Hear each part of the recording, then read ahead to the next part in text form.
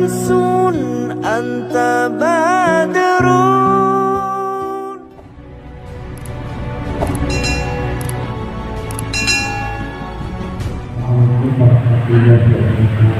Waalaikumsalam warahmatullahi wabarakatuh. Bismillahirrahmanirrahim.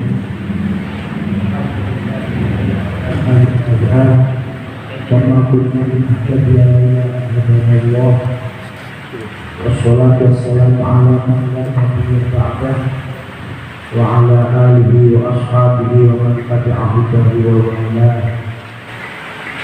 Rabbi shrah li sadri wa yassir li amri wahlul 'uqdatam min lisani yafqahu qawli. Amma ba'dah. Sahabat-sahabat pengurus cabang gerakan Pemuda Ansor Kabupaten Cirebon yang saya hormati, para peserta pendidikan tablik dasar Gerakan Pemuda Ansor PAC Pembimbingan yang saya hormati, saya kebagian materi kali ini soal PNU. Sebelum saya lanjut berbicara soal PNU, saya ingin tanya terlebih dahulu, apa itu PNU? Siapa yang menjawab? Masih tangan? Ya, silakan. Silakan yang menjawab. Apa yang sahabat-sahabat pahami, apa yang sahabat-sahabat ketahui tentang PNU? Silakan.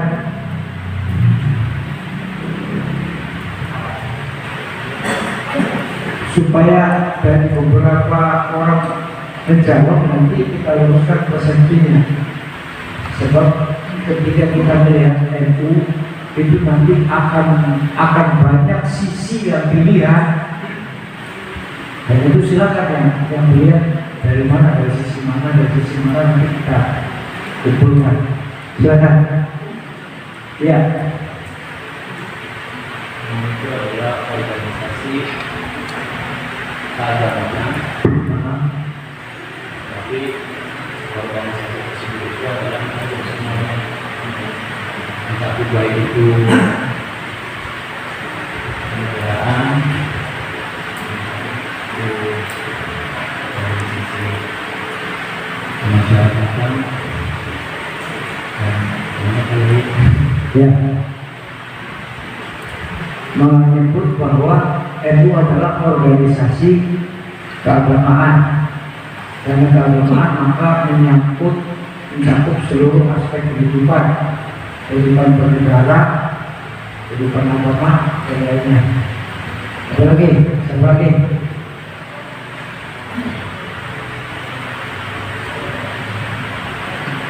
Ini bukan ujian ini zaman takluman. Ya, itu yang saya tahu organisasi yang dibentuk oleh Mas Ari sudah berbeda. NU itu organisasi yang didirikan oleh Abdul Syekh Kiai Haji Hasyim Asy'ari. Iya. Ada lagi? Silakan. Ya. Untuk mengatakan bahwa organisasi NU adalah organisasi Islam yang terafiliasi pada keagamaan. Pertama kita yaitu akidah berprinsip pada syariat, lalu untuk kebangsaan yaitu motivasi bernegaranya yaitu kebangsaan, lalu untuk syariatnya yaitu empat mazhab yaitu Imam Syafi'i, Malik, Hanafi. Mungkin itu ya. NU itu organisasi keagamaan tapi juga berkebangsaan yang secara dalam syariatnya mengikuti salah satu dari Imam Mazhab yang empat. Iya. Dua lagi. Silakan. Ya.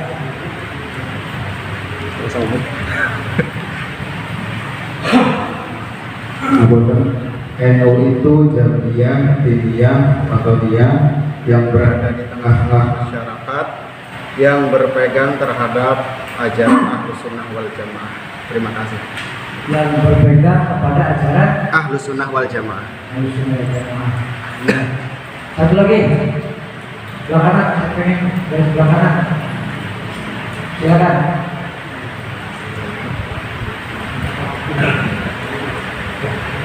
Silakan, sebelah kanan.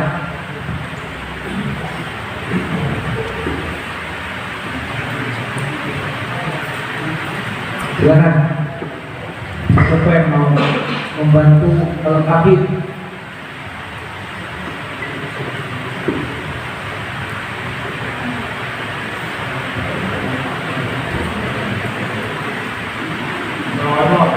Iya, silakan. Bahwa saya NU itu organisasi masyarakat yang tidak cuma bergerak di bidang keagamaan, akan tetapi di bidang sosial juga NU itu bergerak lebih jauh. Ya, terima kasih. Ya. Dari 5 jawaban tadi sesungguhnya itu kan paling tidak mengandung 2 hal besar. Yang pertama soal organisasi, semuanya organisasi kan. Jadi serumuskan semuanya itu organisasi, nama organisasi ya. Atau dalam bahasanya jamaah. Kemudian ada yang mengkaitkannya dengan Ahlus Sunnah wal Jamaah. Jadi ada yang mengkaitkan dengan sosial kemasyarakatan, soal kenegaraan, itu semua satu hal lagi yang mengkaitkan dengan Ahlus Sunnah wal Jamaah. Memang kalau mau melihat NU paling tidak dari 2 sisi. Yang pertama secara kultural, yang kedua secara struktural. Kalau secara struktural itu artinya bicara orang, bicara manusia. Kalau secara kultural nanti bicara soal kebiasaan, soal keyakinan, soal adat istiadat dari seseorang atau masyarakat. Karena itu saya mulai dulu NU secara struktural. NU secara struktural ini bisa didefinisikan sebagai jam'iyah, ijtimaiyah, diniyah, organisasi sosial kemasyarakatan keagamaan. Maka lengkap ini. Kalau sosial kemasyarakatan keagamaan, maka apapun yang terkait dengan soal-soal sosial, apapun yang berhubungan dengan soal-soal kemasyarakatan, termasuk kebangsaan. Kemudian diniyah yang penting lagi, yang terkait dengan soal-soal agama. Maka itu artinya yang menjadi urusan Nahdlatul Ulama itu bahkan seluruh aspek kehidupan manusia. Masyarakat iya, agama iya. Sekarang dalam pandangan kita, kehidupan kita sehari-hari ini apa sih yang terpisah dari agama? Sebagai warga Nahdlatul Ulama tentu kita tidak memisahkan antara kehidupan dunia dan kehidupan agama, kehidupan akhirat. Sebab kalau memisahkan persoalan dunia dengan persoalan akhirat, persoalan agama, itu namanya sekuler. Yang namanya sekuler itu salah satu prinsip dasarnya adalah manakala seseorang berkeyakinan atau berpatokan kepada teori ad-dinu lillah wal ardu lil jami'. Soal agama itu urusan dengan Allah, sementara soal-soal keduniaan itu soal manusia. Itu namanya memisahkan antara kehidupan agama dengan kehidupan dunia. NU tidak begitu. Maka kalau sekali lagi, kalau dari sisi struktural, Nahdlatul Ulama ini adalah organisasi sosial kemasyarakatan keagamaan yang didirikan oleh para ulama, para kiai di Surabaya, dipimpin oleh Hadratus Syekh Kiai Haji Hasyim Asy'ari. Coba ada tokoh lain selain Kiai Hasyim Asy'ari, siapa lagi? Kiai Haji Abdul Wahab Hasbullah. Terus siapa lagi? Kiai As'ad Syamsul Arifin. Terus Ya Haji Bisri Samsuri. Kiai Haji Bisri Samsuri. Terus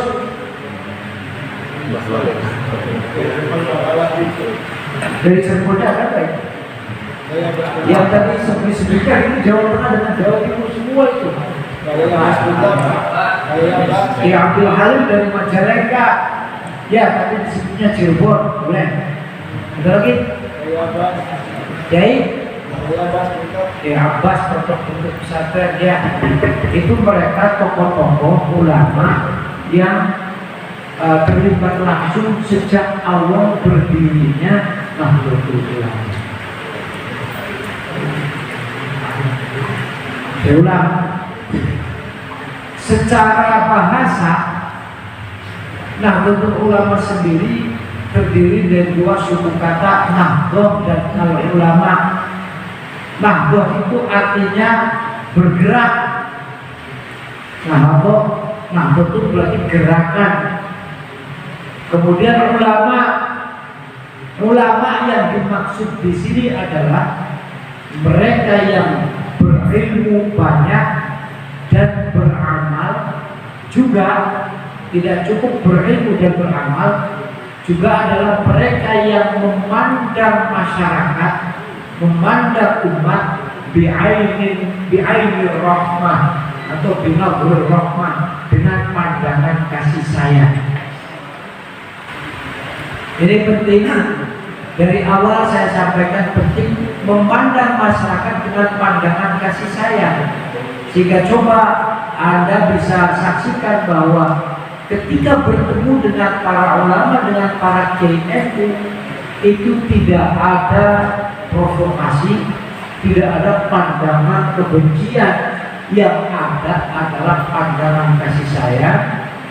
Yang ada adalah bagaimana kemudian semaksimal mungkin bisa menyelamatkan orang lain. Contoh Kiai itu kalau ditanya bagaimana Pak Kiai kalau sholatnya sehari semalam bisanya cuma 2 kali, kira-kira Kiai itu jawabnya gimana? Wah, bisa kurang 3 itu kan? Betul. Tapi kira-kira ada nggak Kiai itu yang jawab begitu? Gak ada, nggak apa-apa, sudah ya sholatnya sehari 2 kali nggak apa-apa, tapi nanti ditambah ya. Itu kan pandangan kasih sayang, pandangan yang menyelesaikan. Kalau ada orang baru bisa sembahyang sholat sehari semalam 2 kali pun, wah bisa, harus 5 kali. Kamu kan sudah balik, akalnya sempurna, kan sudah kena hukum taklif, namanya akil balik, namanya mukalah. Kira-kira orang itu lari atau tidak? Sudah lari sambil begini lagi kan terus apa itu, saya memang sholat 2 kali saya sudah untung. Barang-barang sholat. Ya, ini saya ambil contoh ya. Saya ambil contoh bagaimana kemudian cara kiai menyelesaikan apa yang dihadapi oleh masyarakat. Contoh lain, ketika ada seorang suami mengadu kepada kiai, Pak Kiai, saya mau cerai saja dengan istri saya. Kenapa? Istri saya sudah susah diatur. Lalu sudah pernah saya menasihati, sudah dinasihati, sudah dimarahi berkali-kali, tapi tetap saja Pak Kiai. Jadi saya mau cerai saja. Kalau Kiai itu paling jawabnya, nggak usah cerai, kawin lagi saja. Daripada kamu cerai mending itu pasti disetujui kan? Yang belum kawin saja aman-amannya begitu. Yang Sekarang ini yang belum kawin saya kira. Maksud saya, sekali lagi saya mengambil contoh bagaimana ulama dalam pandangan Nahdlatul Ulama. NU punya pandangan, punya rumusan bahwa yang namanya ulama itu selain mereka yang berilmu, beramal, kemudian memiliki khosyah, rasa takut. Innama yakhshallaha min ibadil ulama, yang betul-betul bisa takut kepada Allah itu hanya para ulama. Bukan soal ibadih, berarti hamba-hamba Allah. Yang namanya hamba itu masih Allah, selain Allah itu hamba. Karena itu binatang juga ulama. Masa ulama binatang? Ada yang pernah dengar pandangan seperti itu. Itu pandangan yang sesat dan menyesatkan. Saya pernah diwawancarai, saya sudah ditanya, diminta komentarnya Pak Kiai sebagai Rais Syuriah Nahdlatul Ulama Kabupaten Cirebon, bagaimana pandangan Kiai tentang statement seperti itu. Kata saya, itu kurang lebih sama saja statement itu dengan menyebut saya bodoh. Cukup saya jawab begitu aja. Orang ya sudah cukuplah, kata saya. Orang itu pasti tertawa, itu pasti mati. Dan itu pandangan, kalau ada pengertian itu seperti itu, saya yakin pandangan dan pengertian seperti itu karena tidak dilandasi oleh keilmuan yang bersanad jelas. Keilmuan yang bersanad jelas itu adalah kelebihan dari ulama Nahdlatul Ulama. Ini suka dimiliki oleh ulama yang lain yang bukan Nahdlatul Ulama. Apalagi sekarang banyak orang yang belajar dari Syekh Google. Karena memang Masya Allah, ini tantangan juga. Saya yakin beberapa di antara sahabat-sahabat ini ada yang jadi guru. Tantangan kita sekarang ini, banyak orang bertanya ke Google karena Google ditanya apa saja menjawab dan tidak pernah marah. Iya kan? Coba guru ditanya tersinggung kadang-kadang guru itu ditanya kemudian tidak bisa menjawab, dapatnya marah kepada muridnya. Bukan kemudian menyebut saya tidak tahu. Mohon maaf. Saya cukup lama mengajar, dulu di santri juga, dosen juga. Kepada mahasiswa pun saya sering menyebut, kalau saya ditanya saya tidak bisa menjawab, saya akan jawab saya tidak bisa. Minimal saya menjawab saya belum bisa menjawab pertanyaan saudara. PR buat saya, nanti saya baca dulu referensinya, saya cari marojeknya, baru saya jawab pertanyaan. Itu menyelesaikan, dan itu jauh lebih terhormat.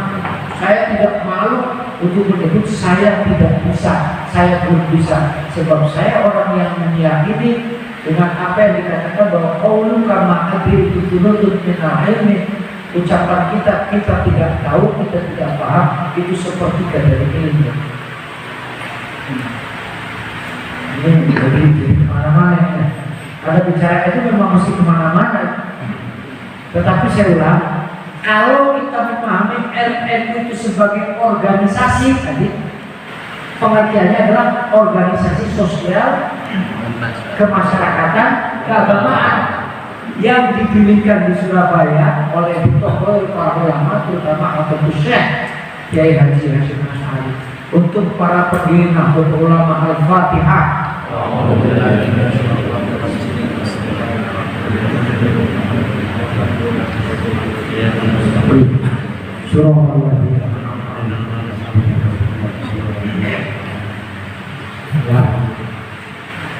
Lahir tanggal 16 Rajab, bertepatan dengan tanggal 31 Januari tahun 1926. Maka kalau ada istilah hitoh 26 itu merujuk kepada tanggal kelahiran. Saya ulang, tanggalnya 16 Rajab yang saat itu bertepatan dengan 31 Januari. Kalau sekarang tanggal 16 Rajab tahun ini, tidak akan Januari, Februari. Februari tanggal berapa itu? Tanggal 27 ya. 27 Februari. Karena itu kemudian menjadi juga pembicaraan di kalangan Nahdlatul Ulama.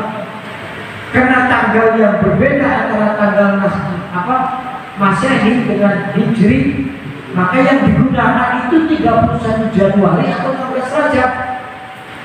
Muktamar Nahdlatul Ulama di Jombang kemarin memutuskan bahwa penanggalan yang digunakan adalah penanggalan Hijriyah. Dan itu kalau ditanya hari lahir NU ya tanggal 16 Rajab.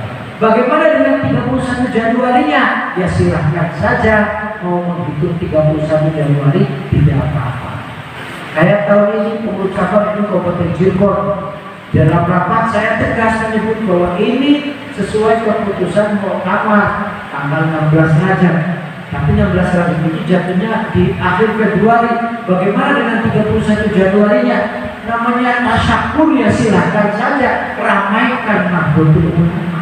Dan itu MPC diminta membuat syiar, silahkan pasang bulu, pasang bendera mulai tanggal 31 Januari. Tapi bahwa penanggalan kelahiran kita adalah 16. Karena organisasi, maka tentu NU ya ada ukuran-ukurannya. Namanya organisasi harus ada kartu anggota dan seterusnya. Nah, kalau mengukur dari ukuran organisasi seperti ini, kartu anggota misalnya, maka NU bukan organisasi sosial kemasyarakatan keagamaan terbesar di Indonesia. Kenapa? Sebab warga NU jarang yang punya kartu NU. Di hadapan saya ada yang punya kartu NU? Ini NU semua kan? Contoh konkret. Maka saya sering menyebut orang Kabupaten Cirebon itu NU semua, kecuali yang bukan. Karena saya sulit mengukurnya. Kan gitu. Sekali lagi, ini kalau pemahaman kita NU secara organik.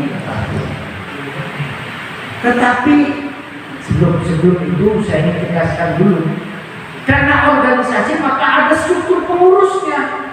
Pengurus yang di Jakarta namanya pengurus besar, dipimpin oleh Rois Am. Ketua tanfidiyahnya namanya ketua umum, syuriahnya. NU itu secara organisasi. Nah, ini secara organisasi, struktur NU itu terdiri dari pertama mustasyar, penasehat. Yang kedua lembaga syuriah. Lembaga syuriah ini terdiri dari para ulama, para kiai yang memegang kebijakan organisasi. Kemudian di bawah itu ada lembaga tanfidiyah. Kalau tanfidiyah ini adalah eksekutif, pelaksana dari keputusan-keputusan atau kebijakan-kebijakan lembaga syuriah. Maka kalau ditanya pemimpin tertinggi di NU itu mana? Ya syuriah. Tanfidiyah itu hanya pelaksana keputusan akhir adanya di syuriah. Paham? Ini penting karena sering-sering salah paham, kita bingung juga mana syuriah, mana tanfidiyah, apa bedanya. Maka saya orang syuriah juga kadang-kadang disebutnya ketua syuriah. Istilah untuk syuriah, ketuanya itu namanya Rois. Kalau di pengurus besar namanya Rois Am. Kalau di pengurus wilayah namanya Rois Syuriah. Di tingkat cabang kabupaten kota Madiun namanya Rois Syuriah. Di MBC juga begitu. Di tingkat kecamatan di Rati juga begitu, Rois Syuriah. Kalau tanfidiyahnya nanti istilahnya ketua. Sekretaris Syuriah kalau di tingkat pusat namanya Katib Am. Kalau di tingkat wilayah, di tingkat cabang, di tingkat MBC dan Ratim namanya Katib. Kalau tanfidiyah ketua, istilahnya ketua tanfidiyah. Jadi nggak ada Rois tanfidiyah, nggak ada. Seperti saya, orang-orang NU-nya sendiri sering disebut ketua Suriah. Ini mulai ada istilah apa itu? Kadang-kadang disebutnya malah ketua Rais Suriah. Lebih kacau lagi. Ini tanpa kita sadari, buat saya ini nampak sederhana, tapi penting dipahami. Kenapa? Sebab justru istilah-istilah ini yang khas dan spesifik dari organisasi NU. Yang lain tidak. Muhammadiyah nggak ada istilah Suriah, ada. Al-Irsyad atau organisasi Islam yang lain tidak ada istilah-istilah itu. Paham ya? Nah, karena itu secara organisasi saya ulang, pengurusnya dimulai dari pusat namanya pengurus besar, di tingkat wilayah namanya pengurus, di tingkat provinsi namanya pengurus wilayah, di daerah tingkat 2 kabupaten dan kota Madia disebutnya pengurus cabang, di tingkat kecamatan namanya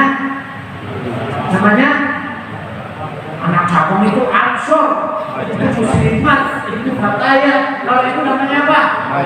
MWC. MWC itu singkatan dari Majelis Wakil Cabang. Jangan sampai tidak paham.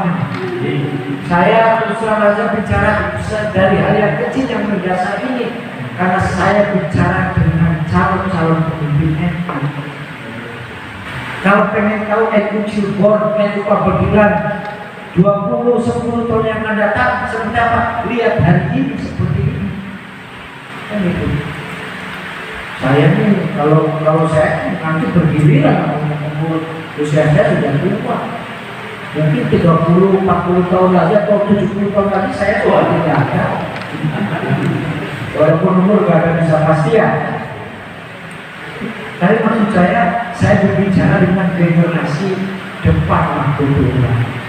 Kalau kepengen tahu Nahdlatul Ulama ke depan seperti apa, lihat Ansor hari ini, lihat Ibnu di PPNU, lihat Fatayat hari ini. Sebab ini generasi NU yang akan datang. Karena itu hal-hal yang nampaknya sederhana dan sepele tadi saya justru sampaikan pada malam hari ini, sebab saya tidak ingin kalau yang sederhana saja tidak ngerti, apalagi ya itu logika saya. Tidak seperti logikanya Pak Habibie yang dibalik lah. Kalau Pak Habibie kan dulu pokoknya high teknologi terus kan. Pak Habibie itu punya kebijakan teknologi tinggi dulu. Karena kalau sudah teknologinya yang tinggi, nanti teknologi menengah, teknologi bawah gampang. Nyatanya sampai hari ini apalagi yang tinggi yang bawahnya juga itu. Sekarang ini Masya Allah bisa dirasakan. Saya tahun 2014 itu diundang Kementerian Pendidikan Republik Cina. Saya dengan 30 orang kiai pesantren diundang oleh Kementerian Pendidikan Cina untuk learning by doing, untuk studi dengan secara langsung melihat pendidikan di Cina. Untuk SMK, nah ini perbandingannya dengan di kita. SMK di Cina tahun 2014 itu satu SMK yang kami kunjungi itu lengkap luar biasa, fasilitasnya luar biasa. Ada asrama, lapangan olahraga, display lengkap semua lah, dan bersihnya luar biasa. Ketika lihat bersih begitu, para kiai melongo semua. Saya katakan, Pak Kiai, coba lihat, ini orang Cina punya asrama sebegini bersihnya, padahal mereka tidak kenal an-nadhafatu minal iman. Tapi pesantren kiai itu semuanya kotor karena terlalu banyak tulisan an-nadhafatu minal iman. Ketawa semua betul. Maksud saya betapa kemudian nilai agama kita yang sangat luar biasa dalam praktiknya ternyata seperti ini. Maka wajar kalau umpamanya dulu Abdul Halim Mahmud itu mantan Syekh Azhar, ketika beliau datang ke Prancis kemudian menyebut, ketika beliau datang ke Eropa kemudian beliau menyebut Islam itu lahir di Arab, di Mekah, tapi diamalkan, dipraktekkan di negara Eropa. Karena ternyata yang kenal bersih, yang kenal tertib itu orang-orang non-Muslim. Kalau hari ini saya menyebut Islam itu lahir di Mekah, di Arab, diamalkan di Eropa, tapi berkembang pesat di Indonesia, di Asia. Karena Indonesia kan ternyata faktanya negara dengan jumlah penduduk Muslim terbanyak di dunia jumlahnya, walaupun persentasinya tidak. Ya kan, karena banyak.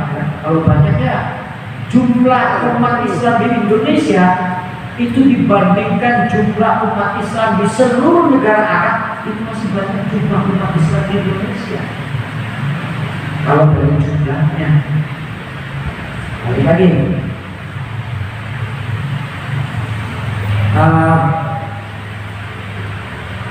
karena tadi ya, secara organisasi tadi ada struktur yang jelas, aturannya ya aturan organisasi, ada pemilihan dan seterusnya jelas seperti organisasi. Tetapi kemudian ternyata Nahdlatul Ulama itu tidak cukup kalau diberi pengertian seperti itu. Kalau pengertian Nahdlatul Ulama itu dari pendekatan organisasi saja, yang di hadapan saya tidak ada yang NU. Ya kan gitu. Kalau ukuran organisatoris kan apa Anda terdaftar? Saya merasa belum pernah menandatangani kata Anda. Kalau kata itu ya di tingkat cabang yang menandatangani kan wakil Syria dengan ketua Tanfidia. Tidak pernah saya merasa. Karena itu kemudian pengertian kita tentang Nahdlatul Ulama bisa kita pahami secara kultur. Nah, kalau bicara kultur maka sebagian besar umat Islam di Indonesia ini NU semua. Kenapa? Sebab nanti terkait dengan paham dan ajaran yang diyakini dan dipegang teguh juga dikembangkan oleh Nahdlatul Ulama. Karena itu dalam anggaran dasar dan anggaran rumah tangga, tujuan didirikannya Nahdlatul Ulama adalah berlakunya ajaran Islam menurut paham Ahlus Sunnah wal Jamaah di Indonesia. Ini yang tadi kemudian ada salah seorang yang menyebutkan. Karena itu saya berani tegas menyebut bahwa hanya Nahdlatul Ulama sesungguhnya yang dalam anggaran dasar dan anggaran rumah tangga organisasinya tegas menyebut berhaluan, berfaham Ahlus Sunnah wal Jamaah. Tetapi ini juga perlu saya tegaskan. Kenapa? Sebab kalau hari ini kita tanyakan kepada seluruh umat Islam di Indonesia, apakah ada Ahlus Sunnah wal Jamaah, semuanya pasti akan menjawab iya, saya Ahlus Sunnah wal Jamaah. Sampai Wahabi kita termasuk golongan Ahlus Sunnah wal Jamaah. Na'udzubillah min. Mau rela kalau Wahabi juga masuk ke Ahlus Sunnah wal Jamaah? Tidak. Rela? Tidak. Karena itu kemudian tadi ya, pengertian Nahdlatul Ulama secara kultural itu bisa kita dekati dengan mereka orang Islam yang berhaluan Ahlus Sunnah wal Jamaah. Bicara ilmu tentu akan terkait erat dengan berbicara Ahlus Sunnah wal Jamaah. Ahlus Sunnah wal Jamaah dalam pandangan Nahdlatul Ulama itu apa? Saya ulang, ini tegas ini.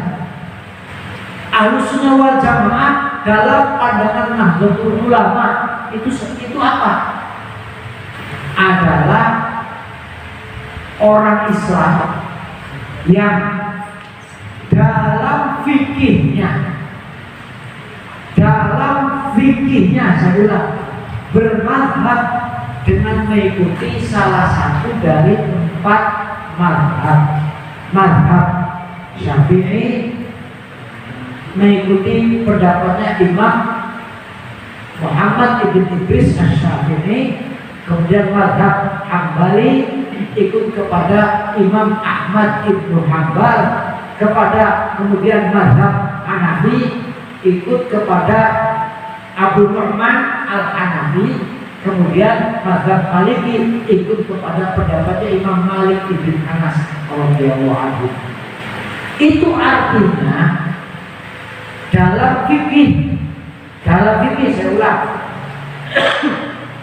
Nahdlatul Ulama tidak cuma memegang satu mazhab saja, walaupun di Indonesia ini mayoritas mazhab Syafi'i. Nah, tetapi dalam praktiknya ada praktik-praktik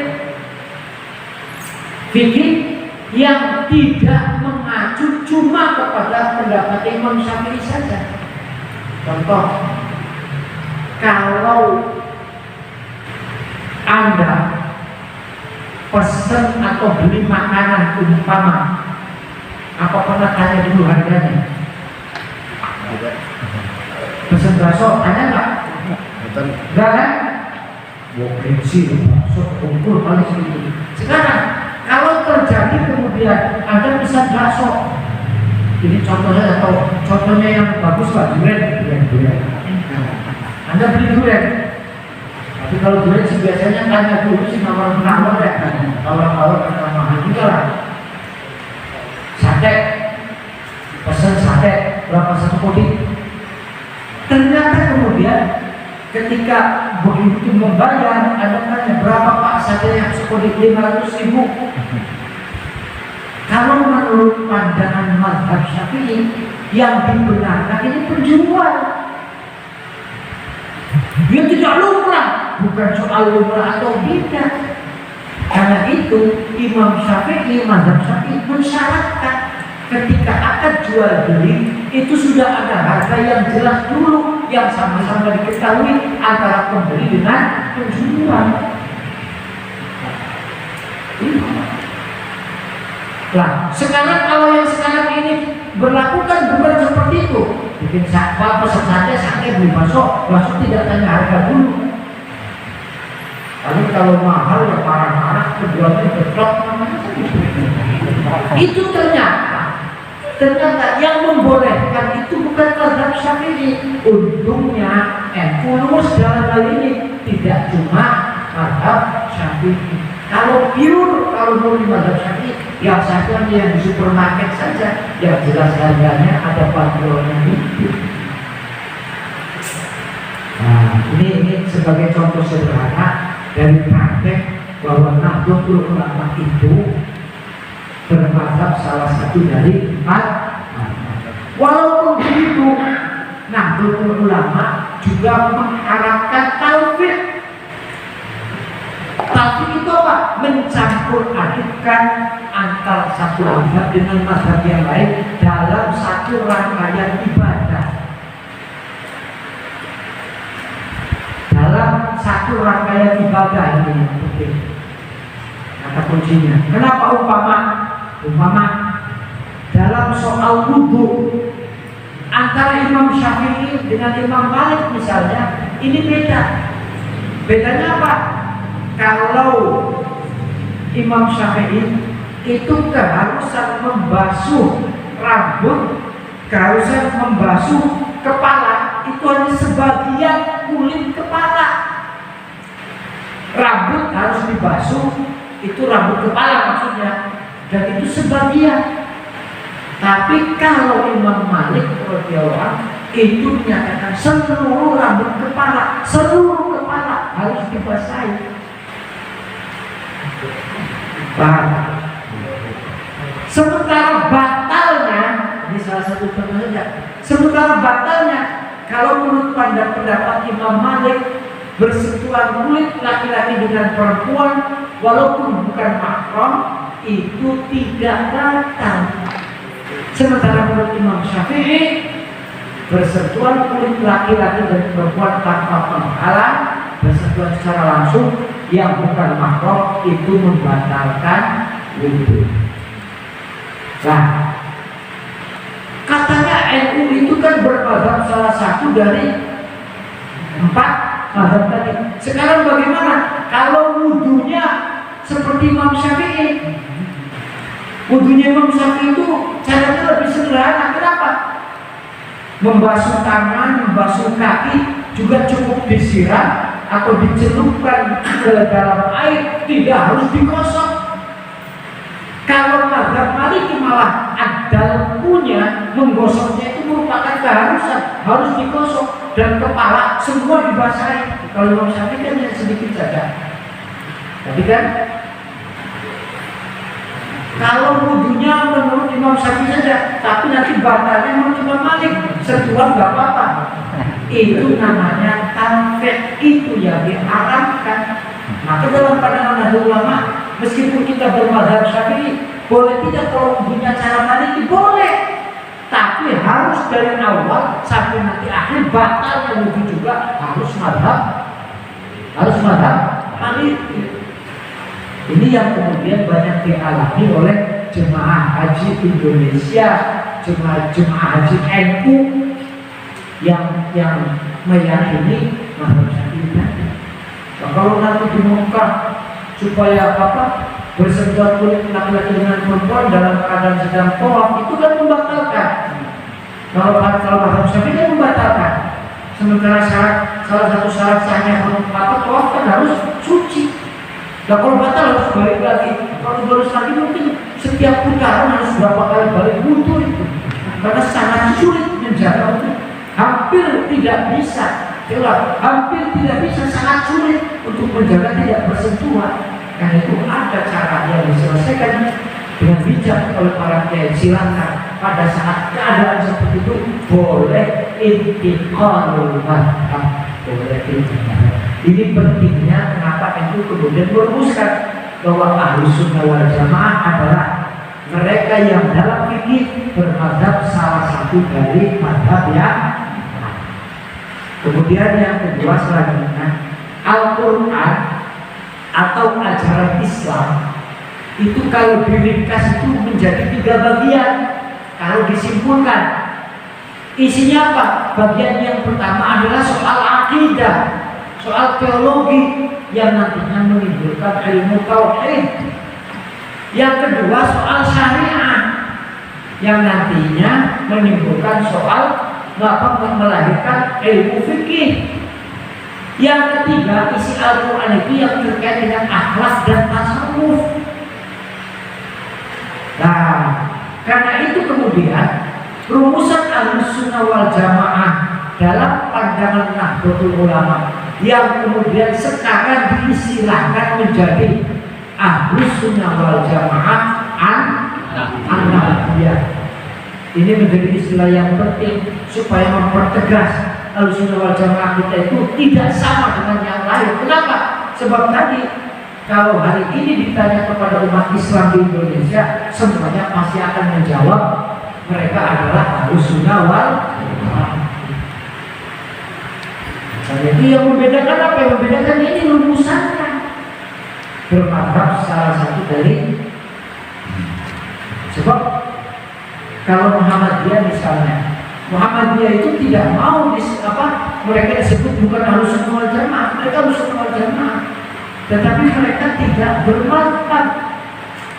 Nah, ini ditolak oleh orang Muhammadiyah yang hari ini nggak ngaku ini. Muhammadiyah itu bukan tidak bermadzhab katanya, bermadzhab tapi mazhabnya mazhab manhaji, bukan mazhab qauli seperti NU. Mazhab manhaji tapi nyatanya tidak merujuk kepada a'immatul madzhab Muhammadiyah ini, tapi langsung Quran hadis.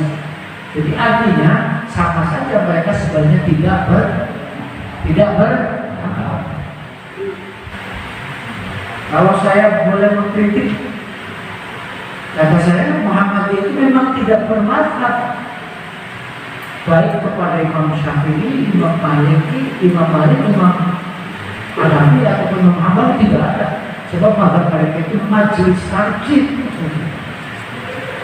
Di Muhammadiyah itu keputusan hukumnya itu dikeluarkan lewat fatwa majelis kaji. Jadi buat saya jauh lebih luas NU.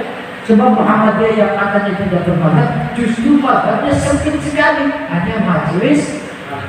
Sementara Nahdlatul Ulama salah satu dari 4 mazhab yang itu semuanya istimewa.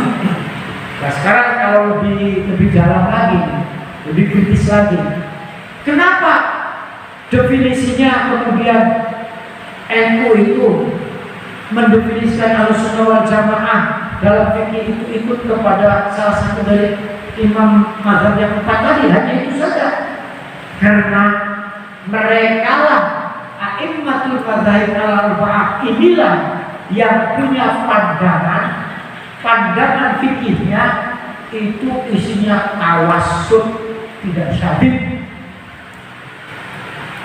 tasamuh, i'tidal, itu tawazun.